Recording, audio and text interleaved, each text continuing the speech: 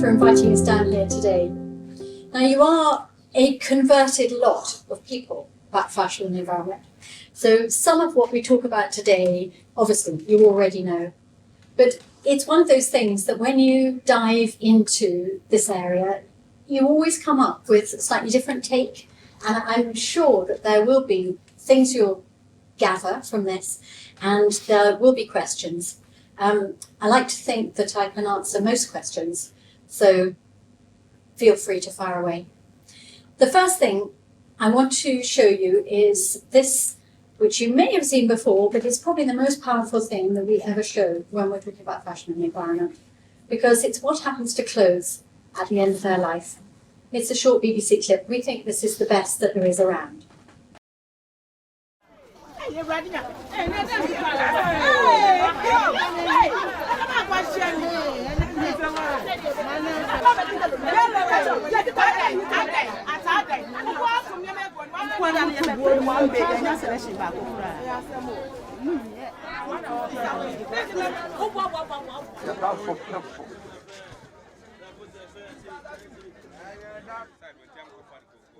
The goods that are coming now is really affecting our business.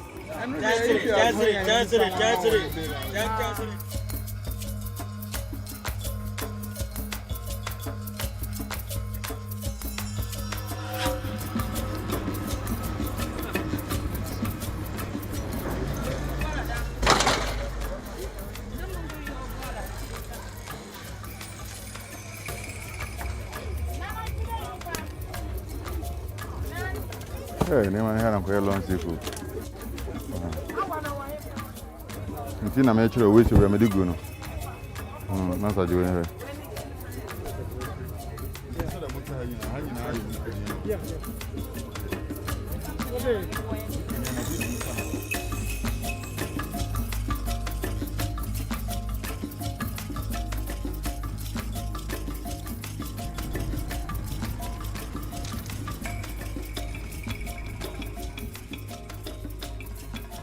This is a major graveyard for fast fashion waste. Years of dumping Western cast-offs and plastics have created this environmental nightmare.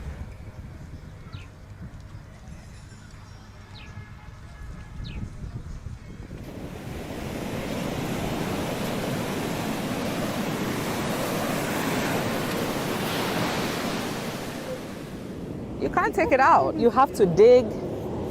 It's buried. It's stuck. Wow. Some of these clothes are polyester and I would say synthetic fabrics. That also go into the waterway and chokes the fish and the marine life in there. The fashion industry actually loses $500 billion a year due to fashion waste. And we need to really mobilize to get all these production and manufacturing companies internationally to commit to how this will be disposed of.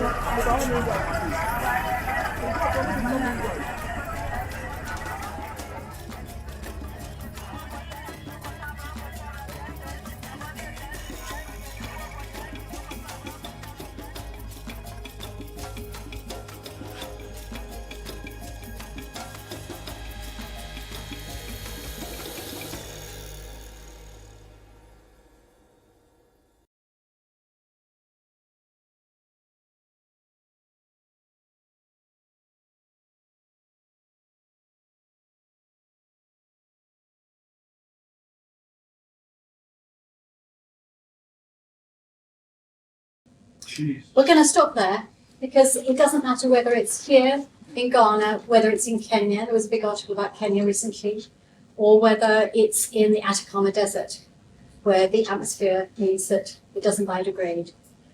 We have a waste problem. And we have a waste problem because of the fibres and because of the volume. And it's rarely discussed. And that's at the root of the fashion problem. Overconsumption and not understanding that there is no such place as a way. Now I've got a special request now. I have to ask if everyone's happy to have their photographs taken. Is that right? Yeah, if there's anyone who doesn't want their photo taken, just like give me a nod now or something like that. So, and now we're going to walk through a few things, and there'll be a few statistics on the environment, and then there'll be quite a lot on fibres, because fibres really are so important in the production of our clothing, making them function, and are also the area that we need to all be aware of with regards to fashion futures.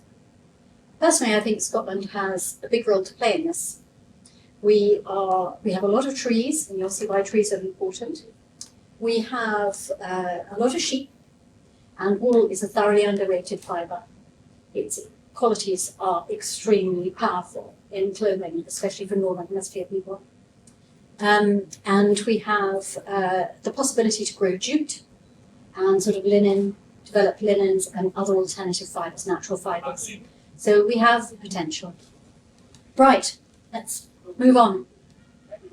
When Repair What You Wear started, this was a statistic: 39% of people cared about the environment, but didn't occur to them that their clothes would have an impact.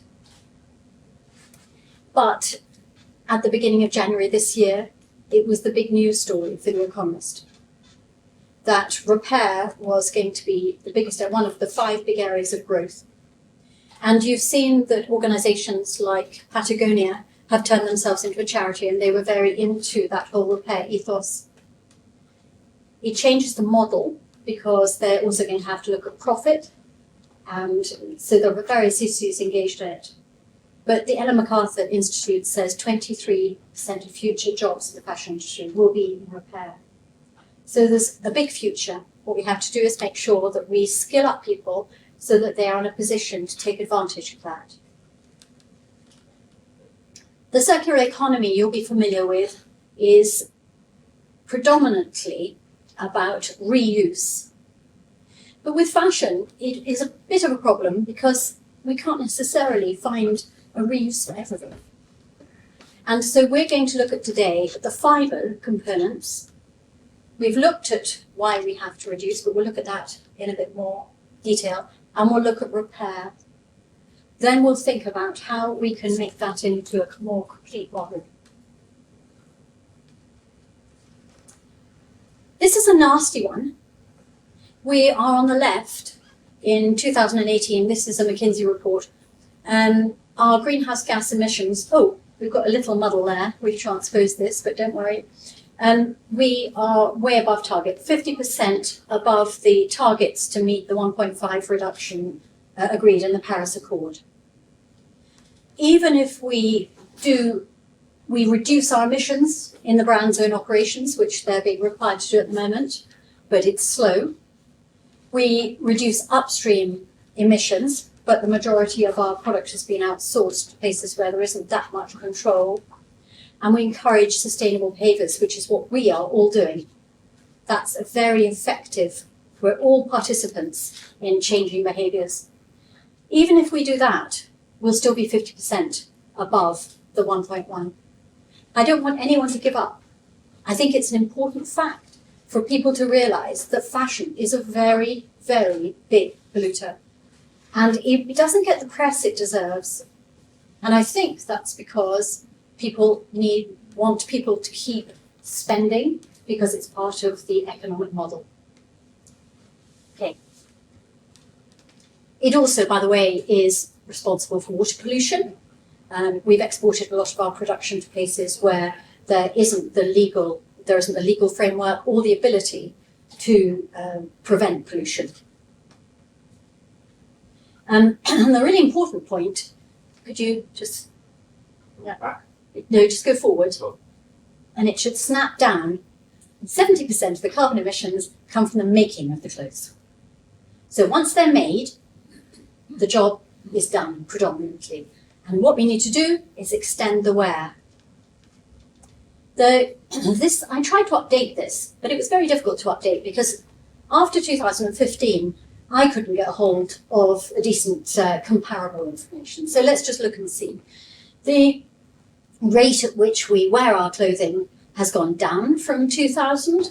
The volume of clothing sales has gone up dramatically. And just to put that into perspective, I put the global population in there, which went up nice and steadily. But we do know, of course, that populations throughout the world are changing in terms of their economics. And why shouldn't people who previously had no money feel that they can dress and choose and shop? So it's not just our own economies that are increasing turnovers. It's world economies that are increasing turnovers of fashion. We, as the UK, consume twice as many products as Italy a year. So we are one of the highest consumers in Europe. And logically, because we looked at that greenhouse gas emissions, if you wear something for longer, you're mitigating those emissions. And I'm talking to you as utter converts, so forgive me for that. Can you tell? We all are at it, aren't we? And that's why we're here. Could you flip forward one? Yes, and again, and again, and again, and again. There we are. Excuse me. What's most important is the fibres in the fashion in terms of influence on the environment. Synthetic fibres make up 60%, some people say 65% of the clothing that we wear. It's extremely cheap to produce in high volume. I'm sorry, I don't have to ask for a glass of water. Oh, yeah, so there, thank you. Stop me from coughing too much. It's very cheap to produce. You have to produce in large volumes. You know, when you're dyeing, say, polyester yarn, you have to dye it in vast vats. It'll be 250 kilos of colour, whereas you can dye things like wools and cottons in much smaller volumes. It's strong, durable, and we live in a climate where it would be uncomfortable if we were going around in cotton jackets on a cold winter's day when it's raining, because you have to choose the fibre for the function. And the advantage of synthetic fibres is that we've been able to develop technical fibres and technical fabrics that perform to the specific functions. Going out on the mountains is a particularly good example, or firemen wearing fire protective clothing. And we can't really do it without that, but we haven't got an alternative fibre at the moment, and we are supposed to be having no fossil fuel extraction after 2050. So what are we going to be wearing? What are we going to be using to protect ourselves against the elements or in specific jobs? We haven't sorted this. We'll come back to production, because I've got a little video that I can show you just to give you a basic idea of production. The obvious thing, it's non-biodegradable. So 200 years, 500 years, polyester starts to biodegrade. And we're not quite sure about that. So all those clothes that we saw in Ghana in a pile are simply going to stay there for hundreds and hundreds of years. Right, let's move on to cotton.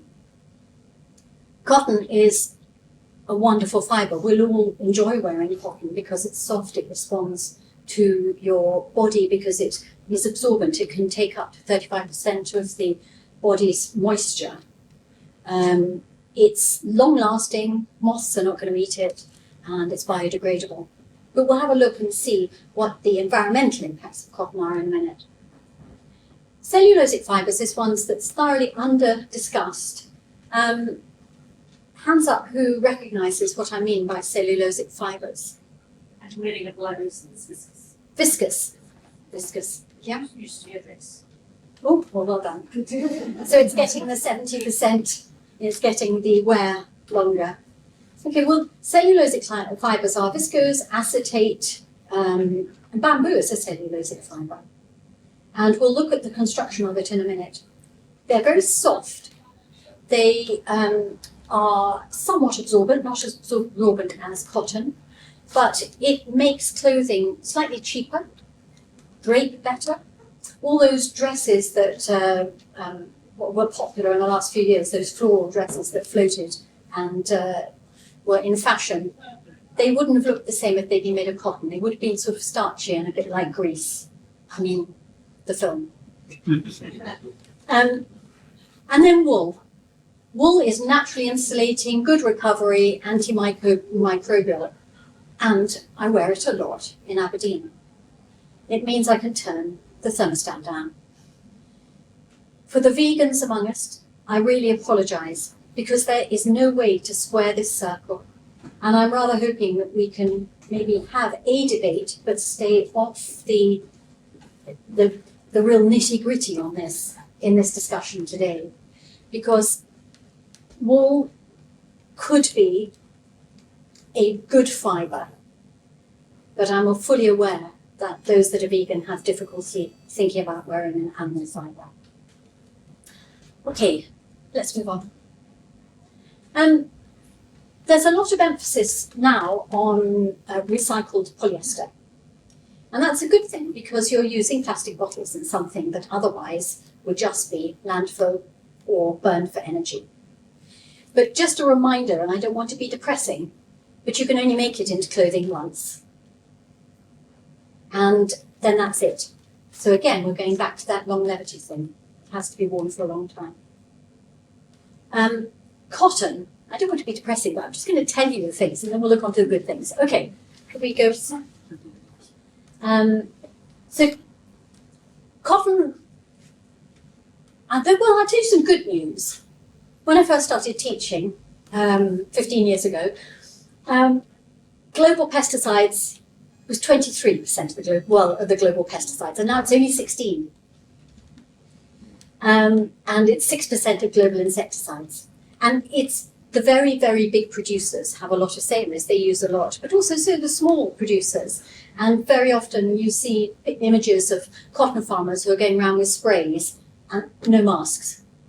It has an impact, but they want to get the maximum yield from their crops. Cotton is very water hungry, and I think you've heard that thing where you say 1,100 litres to make a t-shirt. It might be 1,400, I'm making a mistake, to make a t-shirt, and 17,000 litres to make a pair of jeans. The thing about cotton and water is that it naturally grows where water is actually quite scarce. So 73% of the land is irrigated. It's 2,700 litres to make a t-shirt. I wasn't looking, was I? And there's a lot of concern about the Uyghur region of China, which you know about. And it's very difficult to segregate the cotton production because cotton is a traded commodity worldwide. And we do know that 20% of cotton production, certainly 2 or 3 years ago, came from the Uyghur region and was integrated into the cotton supply, and therefore it was indentured labour. But let's look at what you can do when you're buying cotton. So if you choose organic cotton, it's very beneficial. Organic cotton really does make a difference because the rotation of the crops means that the soil is less impoverished and it can retain water. And according to the Soil Association, 25% of additional water, the soil retains 25% more additional water. So that's very effective. And also the farmers are generally able to have more choice in their production, so economically it's a more stable model. BCI cotton is really becoming quite big. I think most of the cotton underwear in Marks and Spencer's is BCI. So if you want to do something and it's not available in organic, then that's a good next step. And then fair trade cotton ensures that the cotton producers are paid a decent rate and paid on time. And you know that because of fair trade coffee and everything. Thereafter, it's quite difficult to specify fair trade cotton unless the garment is finished in it. It can sometimes be mothered in. Cellulosic fibres come from trees, and we'll look at production as well in a minute. So what happens is that the cellulose is, the trees are felled, chopped into little tiny bits, and the cellulosic liquid is extracted from that, mixed with certain chemicals, and then extruded through things like shower heads. They look a little bit like shower heads to make a continuous length. They can be chopped but not crimped. Now, crimped, by crimped I mean it curled, but polyester can be. So it's just very smooth. Sadly, it's not hugely hard wearing because the fibres are quite, they're soft. You know, they haven't got a natural elasticity. Okay. I think we should skip this because everyone's going to get depressed soon. Right. So here we are. This is what you can do. And in fact, it's one of the areas of development. There are plenty of new labels now that are looking at the circularity of cellulosic fibres. And here are some. Tencel is well known, lyocell, very well known, and it's where the wood is taken from a renewable source, and the chemicals and processing is almost entirely circular, so that only 2% is put out as clean water. So I thought you might like to see this little film, which is brand new, as in January, I think, which is a factory recycling jeans and making cellulose in a closed loop. Are we going to manage it? We might go back to that in a minute if we don't manage it. One moment, see if it lets me. Unless it's the other YouTube video. No, yes, I can see it there. This Yeah, one? there, yeah. Oh no, that's all right. This is production. So the wood comes from a sustainable cellulosic production. It's chipped and cooked, and this is the cellulose coming into the processing. And then that's put into sheets of cellulose. Then we're going to go into a university setting in a minute, just so you can see it more easily. Sheets of cellulose. It's going to be used to be dissolved. So it's broken down again into smaller components. You can see the liquid's added, and it's melted a little bit like a resin.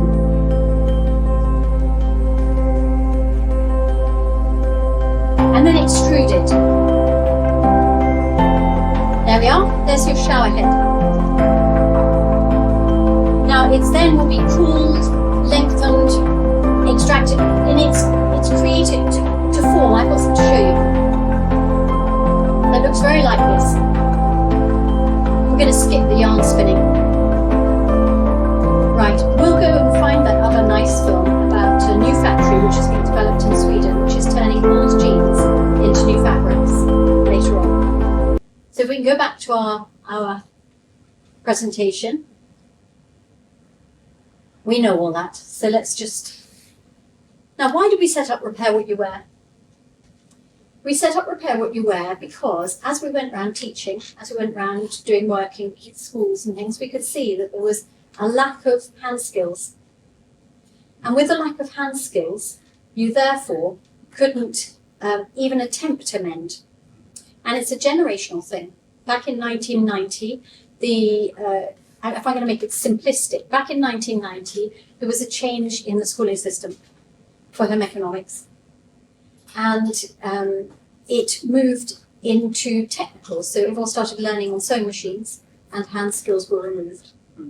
Now we have a shortage of textile teachers. The majority of people who come through being textile teachers are put into art, so it's gone into a creative subject area. And you have to have a BSc to teach home economics in Scotland, which means that you come from more of a food background. And with that, it means that children are growing up without that confidence about working with their hands. And we see that reflected in anybody under the age of 40, 45, who hasn't been lucky enough to be taught by an aunt, a granny, family member, or an enthusiastic teacher. So we set up Repair What You Wear as a library of resources from a very teachery perspective, because really we all take time to learn.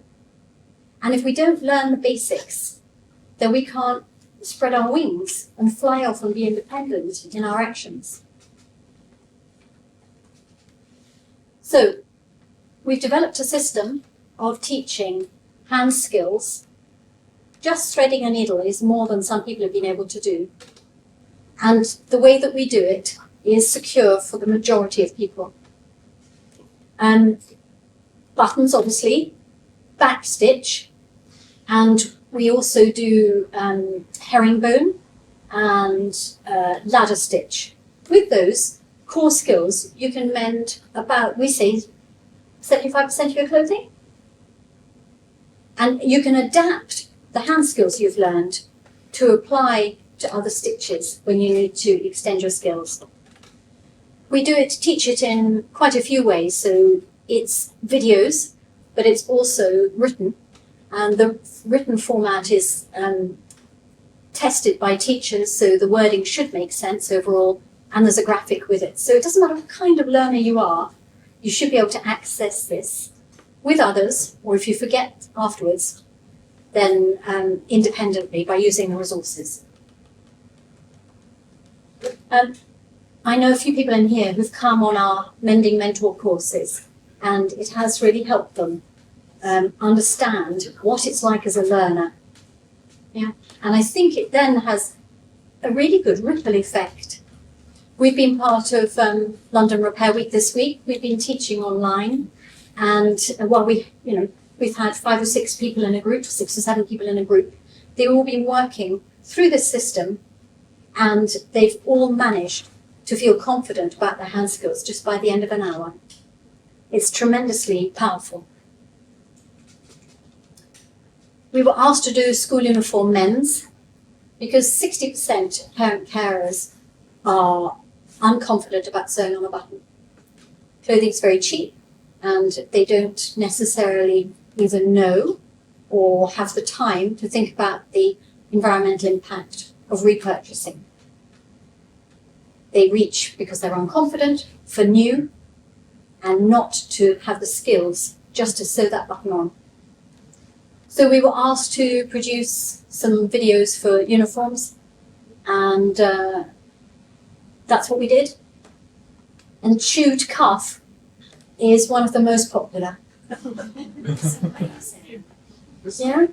My kids does that. It's a common thing. It's a common thing, yeah? So hopefully these help people, but we need to get the word out. You know, it's very difficult to communicate what is available in this complicated social media world. It gives opportunities, but it also can make access a bit difficult. Okay? Beginners embroidery, children can't start young enough. When we were trialing this, we were trialing it with boys of 4 and 5, and they absolutely loved it. Because, in the winter, they're not going to go and dig in the dirt quite the same way, so they can stick a needle in, as long as they don't get bored, bit at a time. Yeah. It's left and right-handed. We did quite a lot of research before choosing Binker again, because it's very old-fashioned. I mean, I'm fairly mature, should we say, these days, and I learned on that. But we asked a lot of people, and this was gave the most amount of confidence to young people. Okay. And then we're trying to work on some educational resources and things. So we have some additional videos that talk about fabrics and things like that. So some teachers have taken it up. Some teachers are finding the entire education system completely overwhelming at the moment and they don't know where to put themselves. They'd like to. So what we're working on at the moment is tiny little projects that we're working with an organisation in Scotland, so we can come up with experimental things for students to do in class. Sportswear is almost entirely synthetic, and we've produced some sportswear men's, and this is where we have quite a lot of buy-in from men. Who we don't really want to spend more money on things that are functional. If we're going to spend some money on clothing, it needs to be something that makes you feel really special, doesn't it? And you can run with a mended tear. I've been running with that huge hole, the mending lycra hole there. 2 years ago, that got mended, and I've worn it 3 times a week, 4 times a week since, and it's still going strong. And then we have general mends, and these are our most popular because people look things up, like mending jeans and small holes in jumpers. This one, 400,000 views and 600,000 views, but we've got stuck while that's moved that far. We need to rethink what we do with YouTube. But people are starting to think to mend, and that's really very positive. What you're doing is really important here, because you're encouraging people to think about repairing. You know, every single product that needs to be repaired is individual. Individual because of the colour, size, fabric, the place that the hole exists. And you need to be able to generalise your skills. And therefore, it's not economically viable to create a machine to do that one specific thing. Humans, we will always need to mend, and we will need to use our hands. And that was really it for talking about repair what you wear and the role. But if you'd like to see how polyester is made, and then did we send you the polyester one? I don't think so, but we can find it. The polyester where was coming out of the shower head. We saw that one. No, that was cellulosic, just punching him out. No, okay. All right, don't worry. I'll tell you about polyester then, because if you listen to me for long enough. Polyester is a chemical composition. It's a liquid that's created specific for function. So there are various different types. I've used polyester actually, it should be synthetic fibres. So it will be acrylic, polyamide, polyester, etc. And they're all different chemical compositions. But the principle is, it's a liquid. It's extruded through something like a shower head. And then it's treated thereafter to make it into whatever we need it to be made into. Now, it's important to have some hand samples. So while we're just saying, any questions? I'll just start handing around polyester fibre. Am I able to open that? Yes, and put your hand in, but be careful because these fibres fly everywhere, as polyester does. And wool and cotton. So just Thank do you so hand much. those round. Wow, that's nice and soft.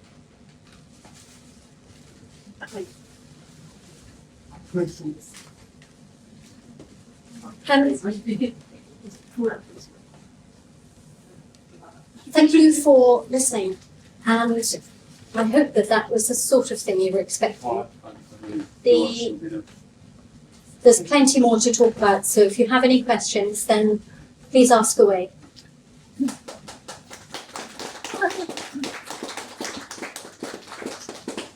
Cheers, thank you.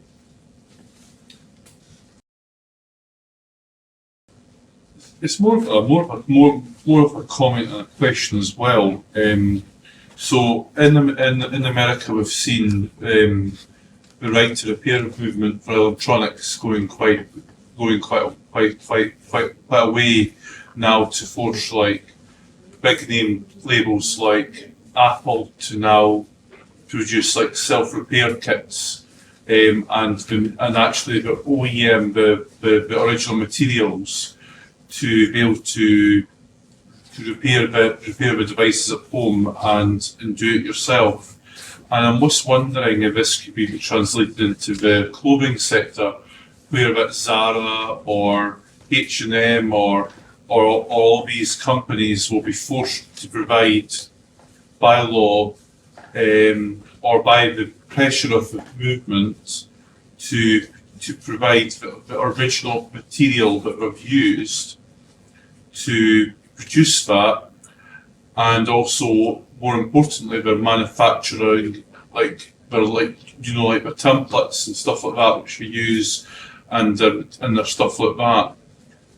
And also, as well as that, not just that, is also looking at the tools in which we use, because I know at some tools like sewing machines can be quite expensive to some people on depending on what we need to be used for.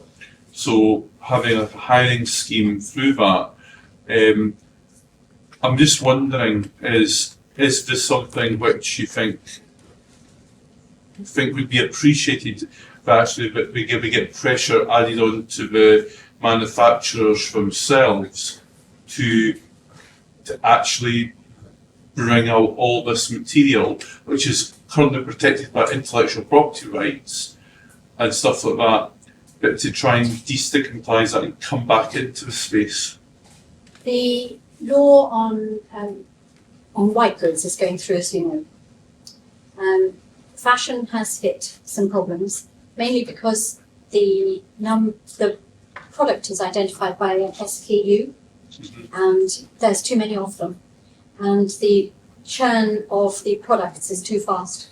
Wow. And so at the moment, fashion is not going to happen, but some organisations are realising, particularly with faulty returns, that they need to start doing something with their dead stock. So there's quite a lot of pressure on businesses now not to just landfill or burn all their returns, which up to 50% of fast fashion, 2 years ago, a statistic that I know, was being burned or put in landfill because the product has been, is past its trend date. Mm-hmm. It's also so cheap that there's no economic benefit for handling it. Mm. So it gets returned, and the only way they can afford to do it is simply put it into landfill. Mm. Here in Scotland, there's an organisation working with companies to look at a reuse, recycle, upcycle, mend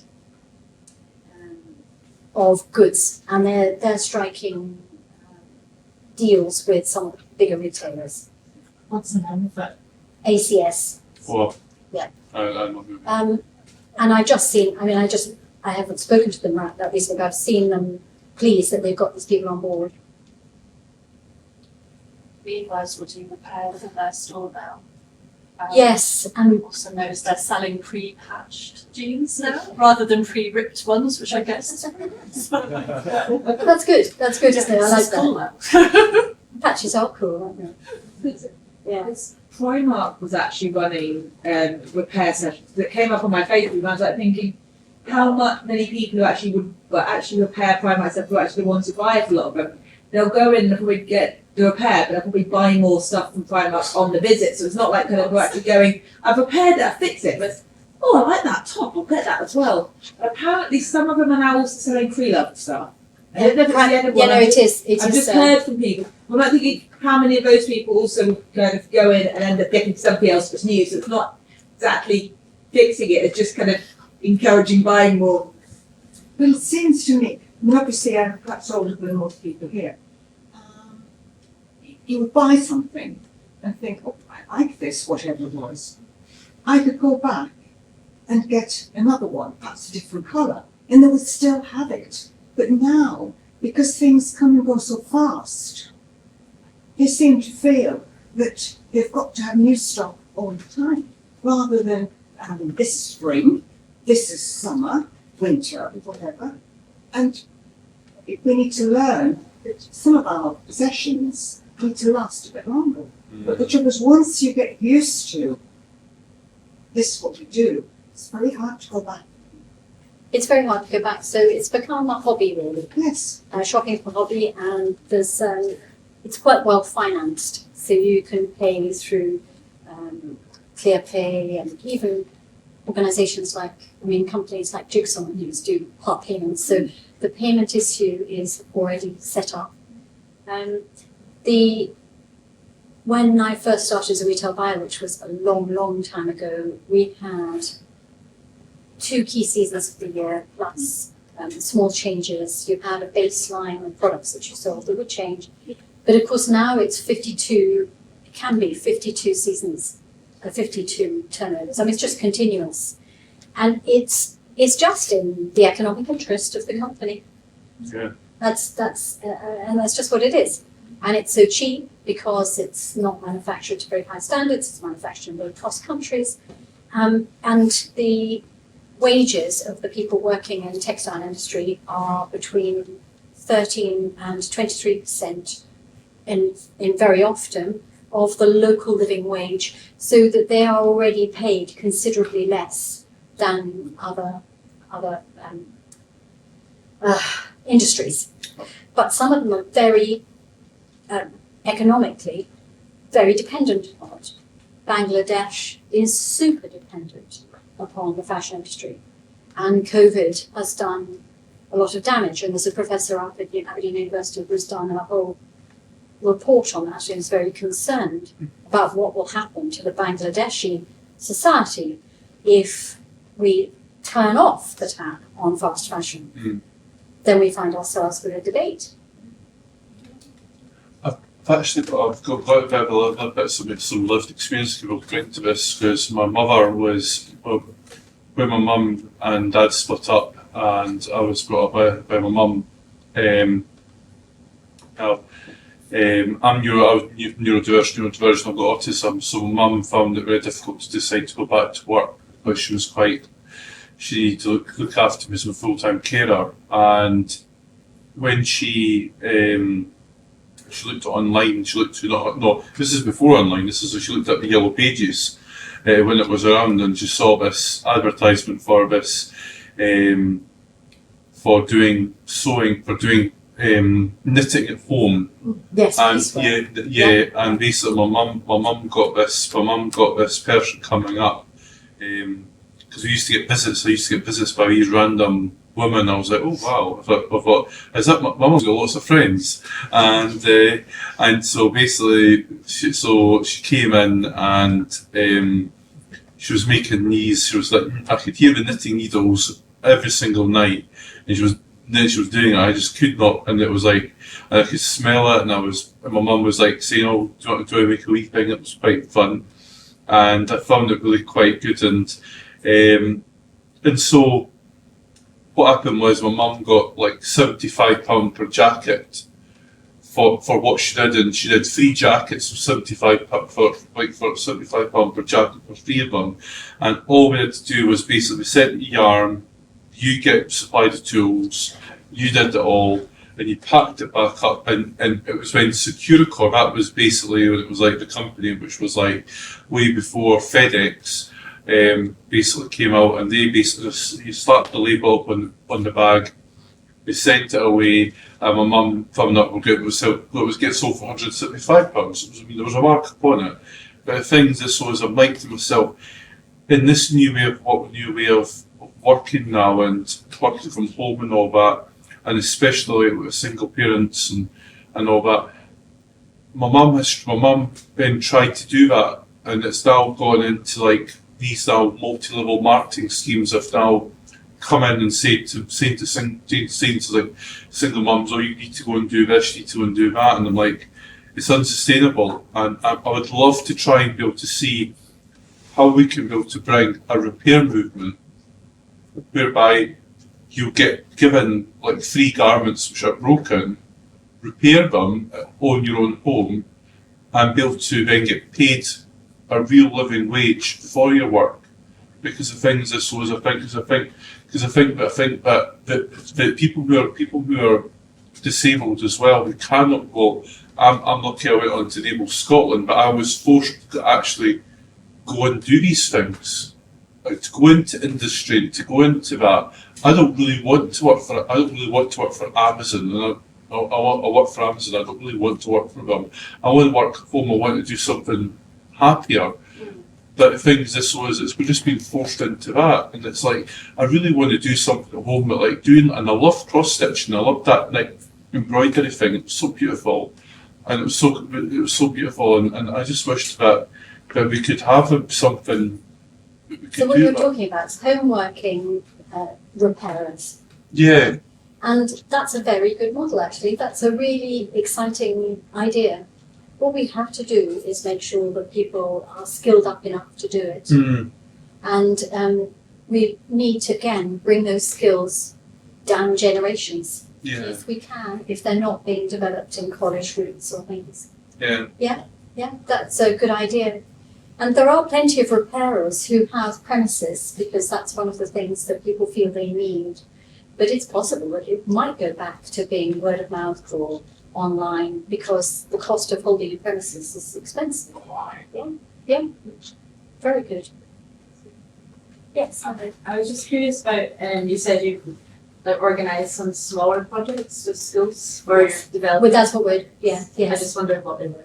Well, we started off when I was always very keen to, and I'm still extremely keen, to have an obligatory module within schools that's more part of PSHE than art or craft. So that you're learning about what we've looked at today, fibres, fabrics, constructions, hand skills, and what you wear, because it's one of the three things we need. Obviously, we need food, we need shelter, we need clothing. But you don't have to be an artist. So there's also a strong connection to STEM, as we've looked at with the way in which fibres are developed. So it'll be things like dyeing, polyester manipulation in a vegetable steamer, which I've done, I'm taught all these things. And then, it's fantastically exciting. So you wrap a piece of polyester up with coins in it, and it comes out, and you've got all these mushroom-shaped bits of fabric because the coin is metal, it gets very hot, it reforms the polyester. Yeah. And tensile strength, colour fastness, deconstruction. All of these things are about experimenting with your clothing in a way that gets you to think about your clothing, learn about fibres, learn core skills, and then you can apply it. Yeah. I wish I had that at school. I wanted to be a designer when I was in school, but yeah, it wasn't taught me to sew or anything. So. It's it can be very. I think it can be quite upsetting as a teacher as well as a pupil if you can't really get to grips with a sewing machine well enough to make a decent finished garment at the end of your project. So you end up with the worst made apron in the world. And you think that that's textiles and you never want to touch it again. What you don't realise is that actually textiles is what you're wearing. Textiles is because you are actually a very, very organised person and interested in chemistry and you could become a dye technician. Only about, at a guess, 15%, 20% of jobs in the textile industry, fashion industry are to do with design. Because the designer needs to hand over to the pattern cutter. And the pattern cutter is somebody who really has an understanding of form, of maths, is systematic, is visual, and has a set of skills that are applicable but wouldn't be applicable in design. So it's a really broad range, a broad industry, but you get put off it by making a rubber tube. They leave it at school with quite a lot. Yeah, they leave it at school and then the teachers don't know what to do with it. Can we help? How can we help? Well, that is a good discussion to be had. We really do need to do it in a way, I think, that makes it exciting fairly early on. And then you can also influence purchasing habits. I've got a few friends who are actually, they're basically costume seamstresses. They make basically Edwardian and Victorian. They say, but a lot of people at first can go, everything's too expensive because they're so used to going in and buying stuff that could be, nice material, but it's made mass produced, and they don't understand the amount of time that goes into stuff by someone who's kind of professional, and basically because people just haven't got the expectation that basically stuff takes time. I think for sort of home repair thing, people wouldn't actually want to pay the money, but you'd have to pay the people who are doing the repairs for it to be financially viable because people don't understand the stuff. And the people who probably do understand the cost and the money and the time, probably the people who can do the repairs themselves. Such as basically, I know how long it takes my mum to knit a cardigan.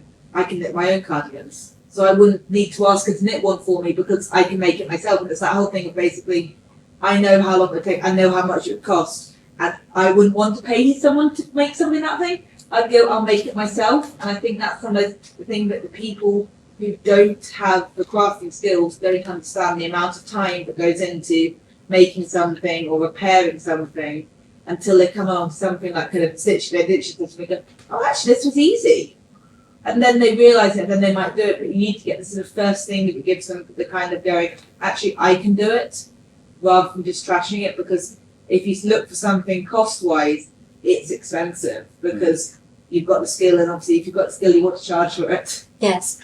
There's various, if we can sort of extract that really, the people that make clothing from scratch, it's extremely skilled. I mean, anybody who made their own clothing knows how long it takes. But there are people who earn enough and don't have the confidence. They'll have their skills in one area, but they don't have their confidence, and they've got things, quite good clothing that needs mending, and they aren't prepared to pay. Mm-hmm. So there's an organisation in London that's doing very well called The Seam, where they link they link people who repair and have different skill sets with the clothing that they receive, and people are prepared to pay. Then if you go down into the hole that we are trying to fill, it's the fix it, it's good enough bracket. And that's the very broad one. And of course you don't get a repeat purchase. So once you've taught somebody how to do something, they're off on their own. But there's an in-between, which is, if they like it, you can create a community around it. And then you can build the confidence around that community so they can go out. It becomes something that they do for pleasure, and their skills grow from learning from others. So it's a sort of, it's nuanced, it's not one thing. And yes, it is about clothing being too cheap. And how do we nudge people into behavioural change? There was a government paper in 2019, March 2019, that had all sorts of recommendations, and none of them have been implemented. And one of them was implementing hand skills in Key Stage 1 to 3 in schools. We need some pretty big nudges, I think. I think one way we could be able to do that is that with the students, because we've seen in Edinburgh with the climate movement, with like Youth and Resistance Edinburgh, who are doing a lot of like climate action in regards to like direct action, stuff like that. And I'm wondering whether, and we've seen, for example, with the university strikes or UCU strikes, we get Gordon, like the students took over and occupied the Gordon Aikman building in Edinburgh. And they did teach people about colonialism, about different parts of different parts of socio-economical politics, and to trying to provide that narrative and provide a difference in that. So I'm wondering whether or not is that if we were to try and capture these, to capture young people at a young age, I do know that the Scottish Greens, young Scottish Greens are actually now being pushed very kindly by the Women's Network now to go and do like stitching courses and stuff, stitching like blevers basically, which is really nice.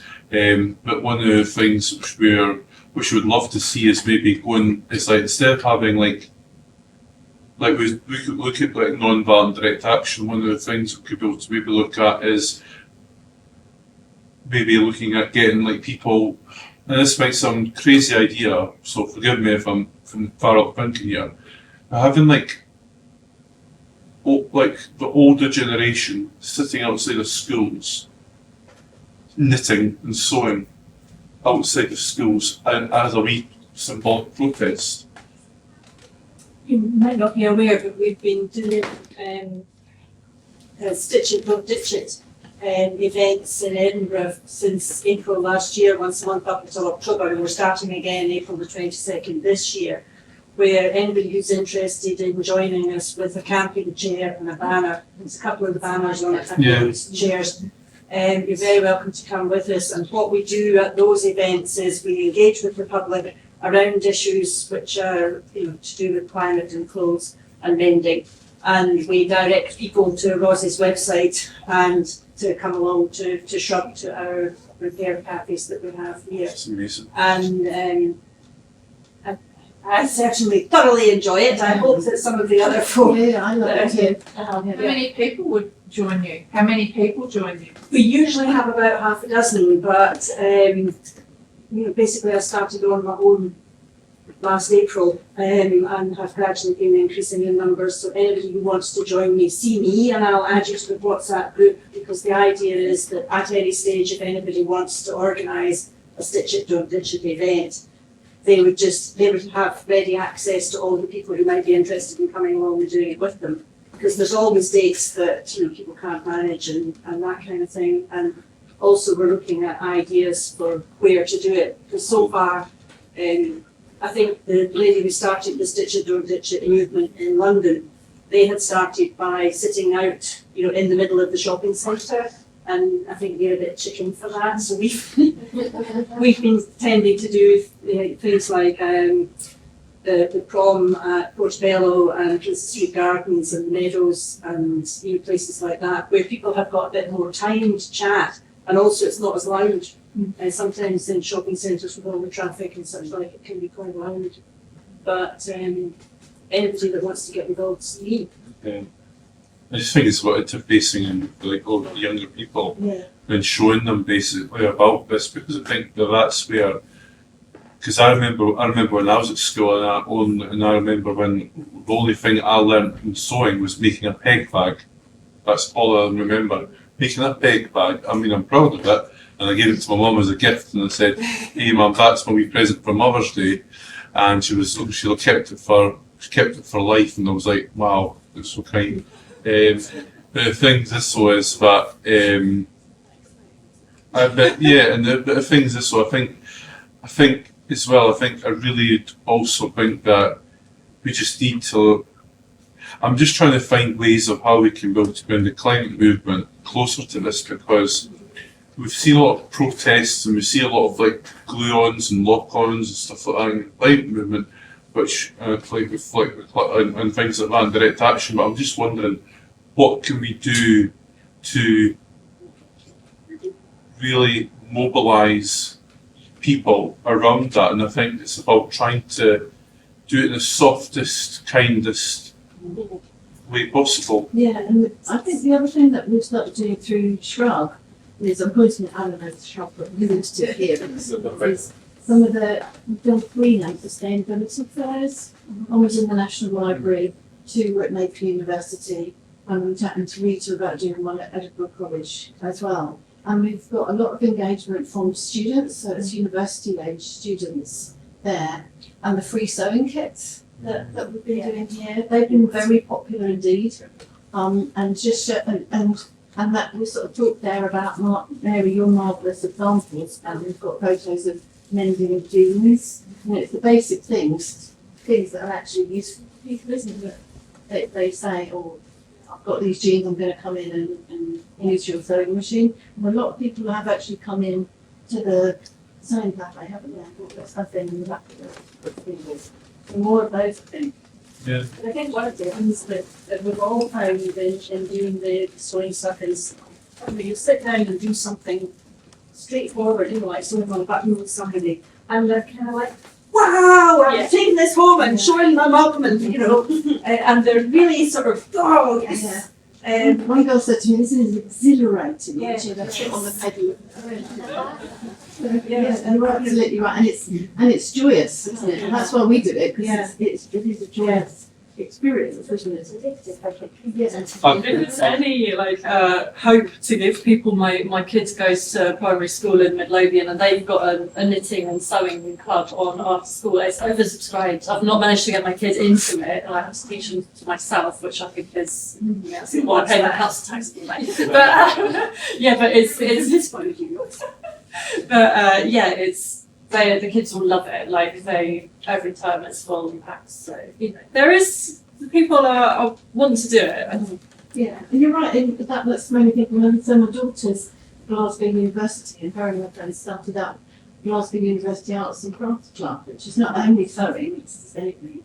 But astonishing that Glasgow University didn't have that at all before 2 years ago. But now they've got, they've got over 100 people bringing stuff. So that's, that's not quite the same, but it's the way in, isn't it? So it does seem to be a glimmer of hope, as you said. It's a good figure. Yeah. That's a very good figure. Yeah, it's not just I've actually got an idea just coming in my head right now. It's stitching at the picket. So basically, I think there could be an idea because we've all worked with. I'm part of the Edinburgh Strike Solidarity Committee, and one of the things that I'm looking at, I work within the Scottish Green Party Trade Union Group, and I'm wondering whether or not to have those conversations, because we're trying to get a lot of younger people and a lot of climate people to go to the pickets. We know that EIS and all that are going to be going on strike, and I'm wondering whether or not there could be an option of going and show it in basically doing like a banner making session of doing that with like cross stitching or doing something like that at the picket line and sewing for like UCU or sewing for EIS and having those conversations with young climate activists who go there to show solidarity and actually maybe offering them the opportunity to come and learn in here about this amazing movement to try and do it, because I think that that could be something which could really show that solidarity to the trade union movement, but also show solidarity to actually the workers who actually are having to, and also allows then hopefully that communication to then for them to actually do the inside game inside the education to then fight for the rights, fight for actually bringing you guys into the schools and to actually do what you were visioning by was doing that module. So I think that this is about maybe coming to, because this is where we're moving in the climate movement right now. So I would be really quite keen to see if anybody would be interested in doing that. Oh, we're certainly not, yeah. It's one of the we could come and stitch a picket line, that would be really Stitching at a picket? Yeah. What was the chat in the school uniform? Well, it got very complicated because the issue then became about how schools want to create identity, and in creating identity you need to have branding, and if you have branding then an object becomes, the article of clothing becomes obsolete once it leaves that community.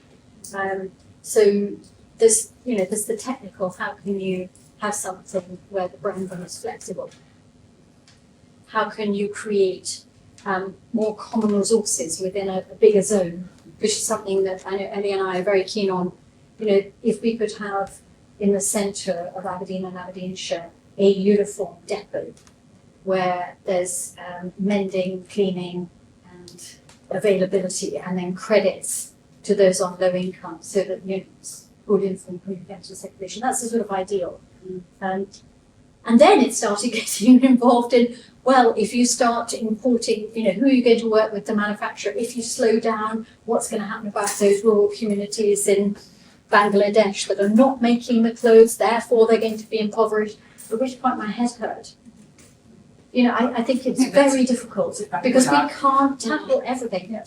I actually came across an issue related to school uniform. My granddaughter's neurodivergent and can't keep herself clean. She just, if it's Ribena, it's straight down her front, if it's felt pen, whatever. It has to be a white t-shirt. The school will not allow her to go to school in a t-shirt that is not a white t-shirt. It's absolutely bloody ridiculous. It drives me round the bend. When I share it with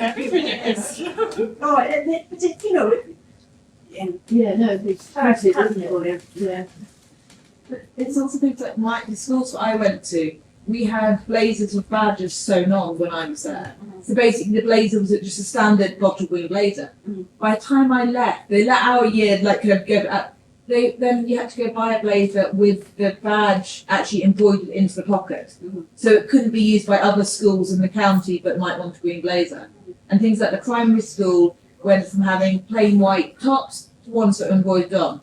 When the plain white ones, A, could be used between different schools and B, you could go buy them at a reasonable price at a supermarket. But instead, no, they had to be embroidered on from the school supplier. And it was getting to the stage that basically you had to almost go into a school and go, I've got a child that's this size, can you just give me everything? Whereas before it used to be kind of, you go get different bits of stuff, and I think that's where it would do better, especially for school uniforms, so like bank stuff, if uniforms a bit more generic. Obviously, I was down in England for my schooling. Come up here, and a lot more of the schooling looks like kind of, at least the lower half doesn't need to be such a strict uniform. It's such a difference, isn't it? We had to wear, we were meant to wear bottle green skirts and stuff, so they had to be the right colour stuff. But now, obviously, a lot more of the girls can wear whatever sort of dark skirt, or they can wear trousers, obviously. And so there's a lot more choice. But the top bit of the uniform does seem to be a lot more. It's specified for the school. It's embroidered, which then means it's set to that school. Whereas at least if it was a dark navy, dark red, bright red, or whatever, it could be in theory you could wear it for other stuff. And also, a navy cardigan or a black cardigan could actually be worn by an adult as like kind of a work sort of style cardigan. It might not be pretty, but you could wear it for like kind of, I need to keep warm and wear it. But if it's embroidered with your school on, you're going to go, no, I'm not going to use that. All our school uniforms are made with that basketball t-shirt fabric, like that slimy landfill. Every school uniform from preschool to high school, and digitally printed like the dye sublimation. It's gross.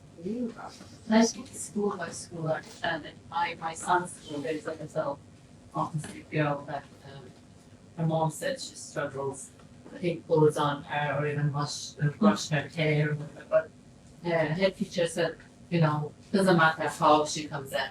Even if she's in pajamas, bring her in pajamas or whatever. They're really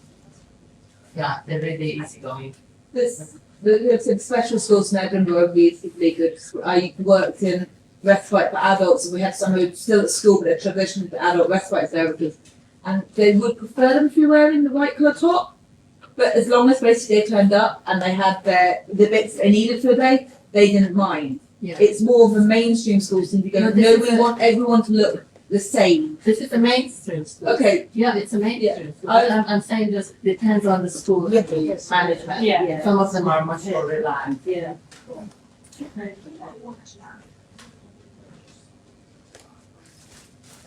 Thank you very much, everybody. Thank you.